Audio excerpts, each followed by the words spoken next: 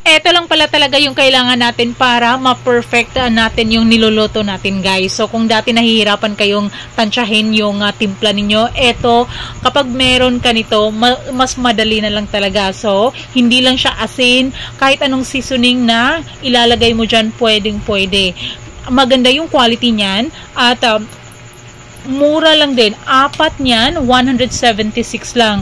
O, diba? So, hindi ka na mahirapan kutsara yung gamit. Eto, guys, press lang talaga. So, the next time na magluluto ka, alam mo na kung ilang pindot lang yung kailangan para sa tamang timpla.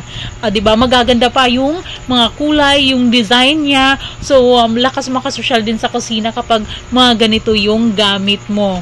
At maganda yung kulay, 'di ba? Kaya kung gusto mo niyan, may link akong ilalagay diyan sa baba para maka-order ka. Mabilis lang din yung delivery at high quality materials yung ginamit dito, kaya safe siyang gamitin. Kaya ano pang hinihintay ninyo, i-click nyo na yung yellow basket.